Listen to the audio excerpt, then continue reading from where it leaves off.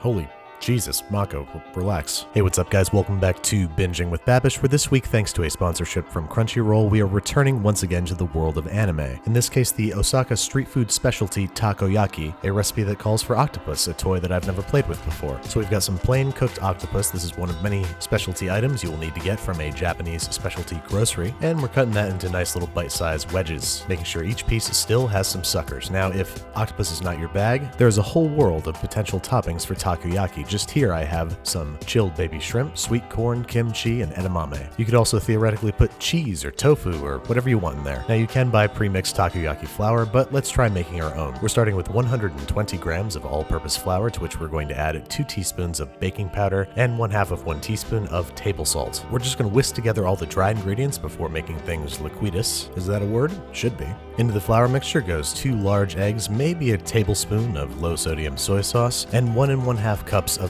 dashi broth. This too will be available at the Japanese specialty grocery. We're whisking this until just combined, just like a pancake or waffle batter. We don't want to over whisk, so the end result becomes light and fluffy. We're then placing that into a spouted container like this for easy pouring action, and then no matter what your primary filling is, you need these secondary fillings. Some bonito flake that we have powdered into a fine powder, roughly chopped red pickled ginger, thinly sliced scallions, and tenkasu, which are crunchy little deep fried tempura scraps. And then there's really no way around this. You need a takoyaki pan. These are available on Amazon for like 15 bucks. And now with all of our meats and all their respective plats, that's how the French language works, right? We can begin heating our takoyaki pan over medium heat, drizzling with vegetable oil and using a paper towel to sort of spread it around, make sure that it is evenly coating our cooking surface. We're then just pouring a little bit into one of the cavities, and if it starts sizzling, then we're ready to go. Fill every cavity just about full. If you go over, that's okay. As you will see, that is one of the mechanics by which takoyaki are made. Once we've got every hole filled, we're going to drop in our primary fillings. And I'm going to do 4 of each. I'm going to do some octopus, some baby shrimp, some sweet corn, and some edamame. And then over the entire affair, we are sprinkling bonito dust, red pickled ginger, scallions, and tenkasu scraps. Then using a pair of chopsticks, we're going to try to get under and rotate each takoyaki about 90 degrees. This way we can pour in a little bit of supplemental batter to help them form better spheres. So we're going to pour a little tiny bit of extra batter into the opening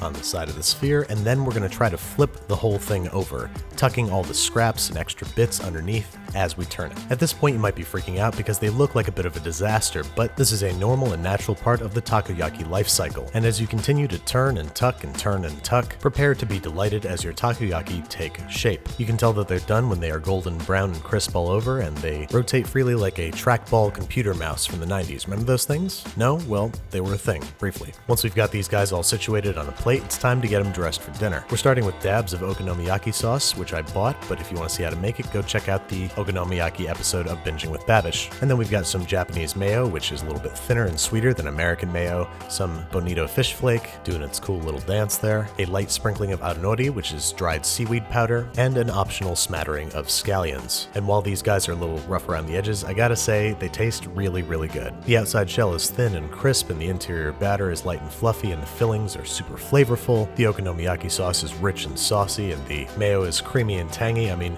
what else in this world do you need? A member of the Clean Plate Club for groups, and one of many good reasons to visit Osaka. Just keep an eye out for dudes with money guns.